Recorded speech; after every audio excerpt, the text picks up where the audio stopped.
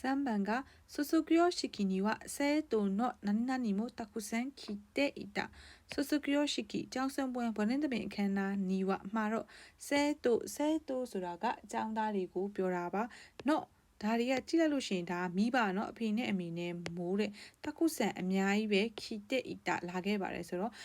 ဒီ level မှာဆိုလို့ရှိရင်အဖေနဲ့အမေကိုဘယ်လိုပြောတယ်လဲဆိုလို့ရှိရင်ဖူဘိုအဲ့တော့ဥမပါအောင်နော်နှစ်ခုလုံးမှာတတိထားပါအဲ့တော့ဖူဘိုပါရွှန်းမှန်ကこの町の何々な産業は何ですかこの町ဒီမျိုးရဲ့何々な産業ဆိုတာကသူက industry ကိုပြောတာနော်ထုတ်ကုန်ထုတ်လုပ်ငန်းပေါ့နော်ဝါတဲ့အဲ့ဒါကတော့ 何ですかဘာလဲတဲ့အဲ့တော့ကြည့်လိုက်တဲ့နားလဲသွားပြီပဲနော်အဲ့တော့ဒီမျိုးရဲ့အဓိကထုတ်ကုန်ကဘာလဲဆိုတော့အဓိကနော်အဲ့တော့အဓိကကဘာလဲဆိုလို့ရှိရင်ရှူးရောမှာဥပါပါတယ်ရှူးမှာဥမပါဘူးเนาะအဲ့တော့ရှူးရော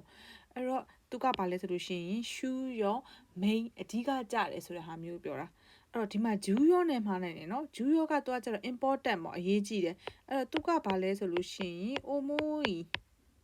နော်လေးလံနေခန်းကြီးရဲ့နောက်တော့ဒီခန္ဓာမဲနဲ့ပေါင်းထားတာပါเนาะအဲ့လိုမျိုးဆိုလို့ရှိရင်တော့ဂျူးရောသူကကြတော့ important ပေါ့เนาะအရေးကြီးတော့အဲ့တော့ဒီရှူးရောကကြတော့ဘာလဲဆိုလို့ရှိရင်အဓိကကြတဲ့ main ပေါ့เนาะအဲ့တော့ဒီမှာသူ့ရဲ့ခန်းကြီးကလည်းကြည့်လိုက်เนาะဒီမှာအိုမိုးရဲ့ရှူးကိုပြောတာပါゴーバンがじゃろこれは何々して食べてくださいこれはဒီဟာလေးကိုပေါ့何々して食べてくださいလုပ်ပြီးတော့စားပါအဲ့တော့ဒီမှာเนาะတိုးပွားလာတဲ့အပူနဲ့ဆိုတဲ့ခါကျတော့ခနဲ့ဆိုအပူလေးပေးပြီးတော့မှစားပါဆိုတဲ့အဓိပ္ပာယ်ပါအဲ့တော့ခနဲ့ဆိုအပူပေးတယ်ဆိုတဲ့အဓိပ္ပာယ်ပါ